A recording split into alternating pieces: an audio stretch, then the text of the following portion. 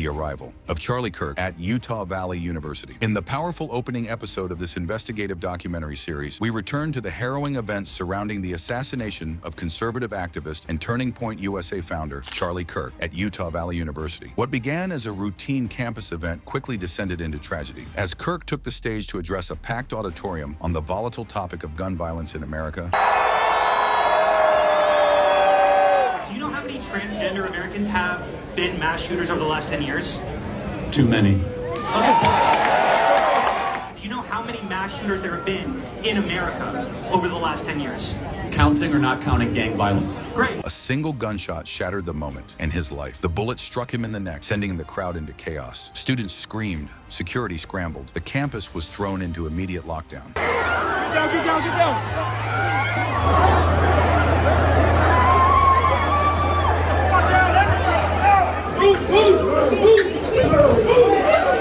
Just hours earlier, Kirk had arrived smiling, surrounded by local security, ready to confront his critics and supporters alike. That's a lot of people, Utah. I'll tell you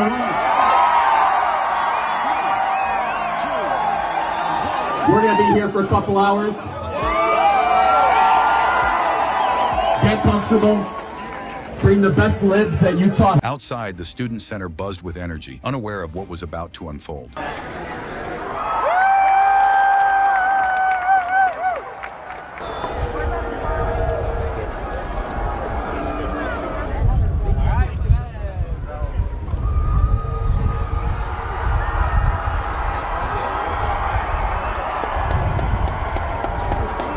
But high above the crowd, hidden in the shadows of a rooftop, a young man watched, already knowing how the day would end. After the shooting, we were able to track his movements as he moved to the other side of the building, jumped off of the building, and fled off of the campus and into a neighborhood. Governor Spencer Cox called it dark day for state. I've been in touch with President Trump, with FBI Director Kash Patel.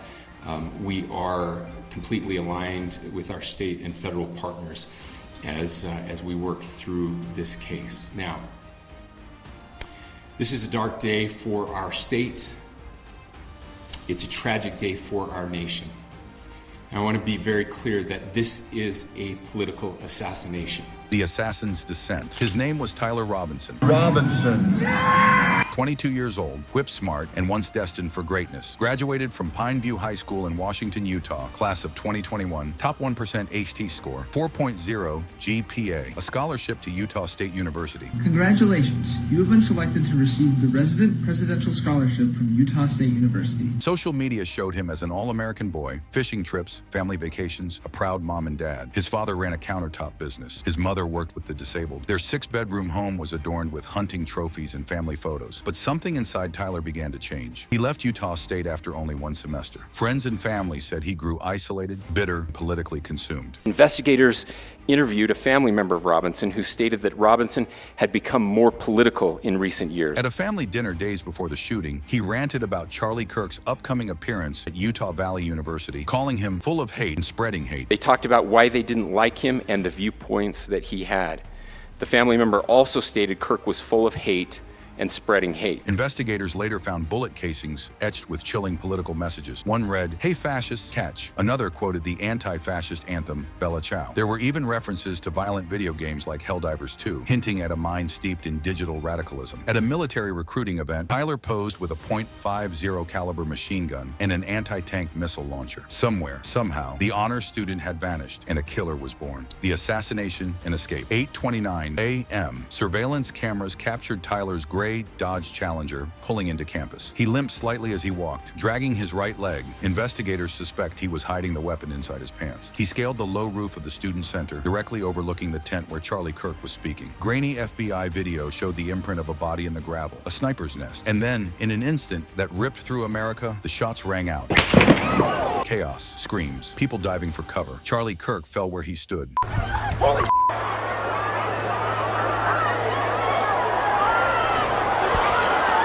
Tyler ran. He leapt 15 feet off the roof, landing hard, leaving a mark that investigators later circled with cones. A towel slipped off the rifle he carried. He snatched it up and kept running, limping, across a grassy field, through a parking lot, and into a wooded patch where the gun was later found, wrapped in that same towel. After the shooting, we were able to track his movements as he moved to the other side of the building, jumped off of the building, and fled off of the campus and into a neighborhood.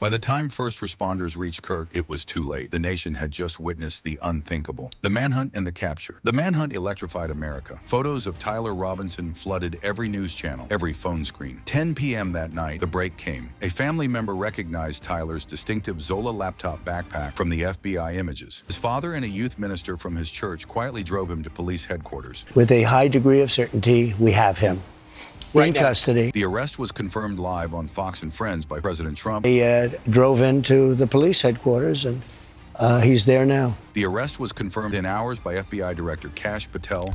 In less than 36 hours, 33 to be precise, thanks to the full weight of the federal government and leading out with the partners here in the state of Utah and Governor Cox, the suspect was apprehended in a historic time period. Crime scene, just a little bit there. It is a large crime scene. State and local authorities, along with federal authorities, processed that crime scene quickly. And I even had the ability to walk through that crime scene and walk through the steps the suspect took to learn more about what was needed and what resources we needed to bear to create a full picture for the FBI and leadership back in Washington. Furthermore, thankfully to state and local partners, forensic evidence has been seized and continues to be garnered. Forensic evidence has already been evaluated at FBI laboratories in Quantico and state and local authorities here. We will continue to process evidence as we see it, as we collect it, and we will continue to deliver it to Governor Cox and his team.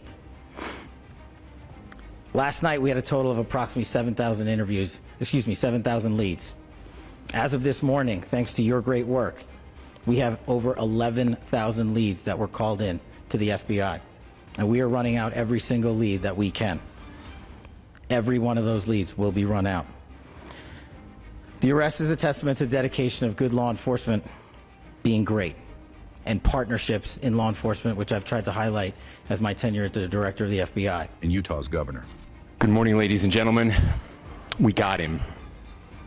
On the evening of September 11th, a family member of Tyler Robinson reached out to a family friend who contacted the Washington County Sheriff's Office with information that Robinson had confessed to them or implied that he had committed the incident. This information was relayed to the Utah County Sheriff's Office and scene investigators at Utah Valley University. This information was also conveyed to the FBI. Investigators reviewed additional video footage from UVU surveillance and identified Robinson arriving on UVU campus in a gray Dodge Challenger at approximately 8:29 a.m. on September 10th, in which he is observed on video in a plain maroon t-shirt, light-colored shorts, a black hat with a white logo, and light-colored shoes. When encountered in person by investigators in Washington County on September 12th in the early morning hours, Robinson was observed in consistent clothing with those surveillance images.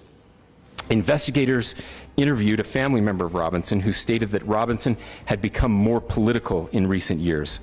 The family member referenced a recent incident in which Robinson came to dinner prior to September 10th, and in the conversation with another family member, Robinson mentioned Charlie Kirk was coming to UVU. They talked about why they didn't like him and the viewpoints that he had. The family member also stated Kirk was full of hate and spreading hate. Investigators discovered a bolt-action rifle wrapped in a dark-colored towel. The rifle was determined to be a Mauser Model 98 30-06 caliber bolt-action rifle. The rifle had a scope mounted on top of it. Investigators noted inscriptions that had been engraved on casings found with the rifle. Inscriptions on a fired casing read, "Notices bulges, capital OWO, what's this?" ?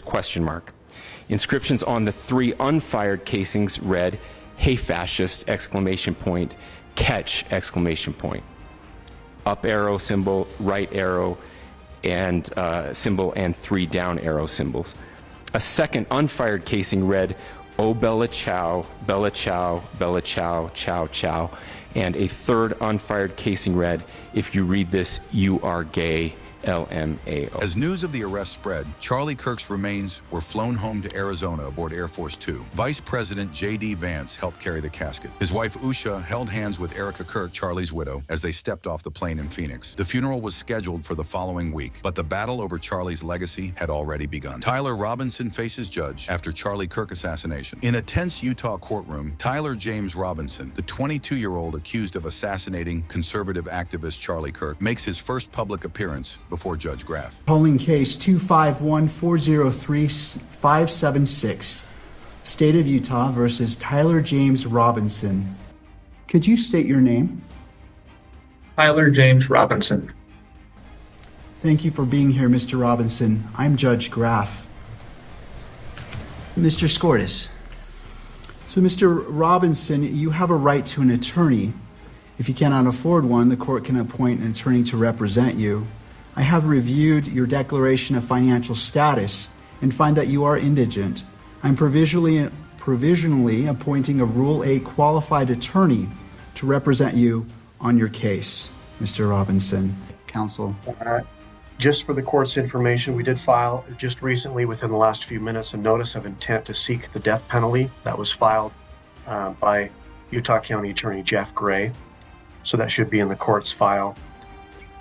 Mr. Robinson, what I also want to do is you have the right to have the charges read that you stand charged of, and I wish to read those to you at this time. Mr. Robinson, for count 1, aggravated murder, a capital felony in violation of Utah Code Annotated 76-5-202, in that on September 10th, 2025 in Utah County, the defendant, Tyler James Robinson, intentionally or knowingly caused the death of Charlie Kirk under the following circumstances. The defendant knowingly created a great risk of death to another individual other than Charlie Kirk and the defendant. Notice conviction of this offense may carry the death penalty or pursuant to Utah Code 76-3-207.7, a mandatory term of imprisonment for life without parole, or an indeterminate term of not less than 25 years, and that may be for life. Mr. Robinson, this case is set for September 29th at 10 a.m. It will be a waiver hearing, and I will be the judge assigned to this case. Mr. Robinson, I invite you to join us at that time. Is there anything further, counsel? No, Your Honor, we'll have counsel appointed by then. Thank you. Mr. Gurander, anything further? One item, just for clarification, Your Honor, the hearing on the 29th, is that in person or WebEx? Thank you. That is a great question. It will be via WebEx. Prosecutors formally charged Robinson with aggravated murder, a capital felony, and announced their intent to seek the death penalty. The judge appoints legal counsel after declaring Robinson indigent and sets the next hearing for September 29th at 10 a.m. via WebEx. The widow's tribute. 2 days later, the world went silent as Erica Kirk stepped up to the microphone. Her voice trembled but never broke. She thanked the officers who had chased her husband's killer, the first responders who had tried to save him, and the Turning Point USA team who had kept standing when their world collapsed. Jesus.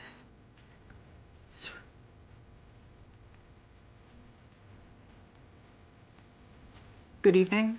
My name is Erica Kirk. Charlie Kirk is my husband. I first want to thank the local, state, and federal law enforcement who worked tirelessly to capture my husband's assassin so that he can be brought to justice. I want to thank the first responders who struggled heroically heroically to save Charles's life, and the police who acted bravely to make sure that there were no other victims on that terrible afternoon. I want to thank the officers who have protected our Turning Point USA family these past 2 days. And I want to thank the Turning Point USA board, the COO, Justin Strife, and my husband's chief of staff, the amazing Mikey McCoy, for all their work in these terrible days to be the stability for our family and for the wider Turning Point USA family as well. I want to thank my husband's dear friend, Vice President Vance, and his phenomenal wife, Usha, for their love and support. You guys honored my husband so well bringing him home. You both are tremendous. I want to thank President Trump and his incredible family for the same. She remembered the man behind the headlines, a man who adored his children, who lived his faith, who asked her every day how he could be a better husband and father. She spoke of how Charlie loved nature, baseball, and the Oregon Ducks, and how he dreamed of reviving the American family if he ever ran for office. And then grief ignited into fire. He loved his life. He loved America. He loved nature, which helped him always bring him closer to God. He loved the Chicago Cubs. And my goodness, did he love the Oregon Ducks. Want me to say go Ducks, so I have to since they play on Saturday. So go Ducks. But most of all, Charlie loved his children. And he loved me with all of his heart. And I knew that. Every day I knew that. He made sure I knew that every day. Every day he would ask me, how can I serve you better? How can I be a better husband? How can I be a better father? Every day. Every day. He was such a good man. He still is a good man. He was the perfect father. He was the perfect husband. Charlie always believed that God's design for marriage and the family was absolutely amazing, and it is. It is, and it was the greatest joy of his life. And over, he would tell all these young people to come and find their future spouse, become wives and husbands and parents. And the reason why is because he wanted you all to experience what he had and still has. He wanted everyone to bring heaven into this earth through love and joy that comes from raising a family. It's beautiful. Charlie always said that if he ever ran for office, I know a lot of you asked if he ever was going to, but privately he told me if he ever did run for office that his top priority would be to revive the American family. They killed Charlie because he preached a message of patriotism, faith, and of God's merciful love. But they should all know this. If you thought that my husband's mission was powerful before, you have no idea. You have no idea what you just have unleashed across this entire country. We'll never surrender. We never will. Ever. Ever. Our campus tour this fall will continue. There will be even more tours in the years to come. America Fest here in Phoenix this December will go on. It will be greater than ever. The radio and podcast show that he was so proud of will go on. And in a world filled with chaos, doubt, and uncertainty, my husband's voice will remain. And it will ring out louder and more clearly than ever. And his wisdom will endure. My favorite too, but my husband's favorite word in the English language was earn. He would call all of you to be people of action who earn the future America deserves. So to all of the young people who felt inspired by my husband's faith and hard work, all of you already know what Charlie would want you to do. You know. You know. If you're in high school or if you're in college, go find your local Turning Point USA chapter. Join it. Stay involved. He wants you to make a difference. And you can. You can. The movement's not going anywhere, and it will only grow stronger when you join it. As she spoke, tears streamed down her face. Charlie, baby. Charlie, I promise I will never let your legacy die, baby. I won't. I promise I'll make Turning Point USA the biggest thing that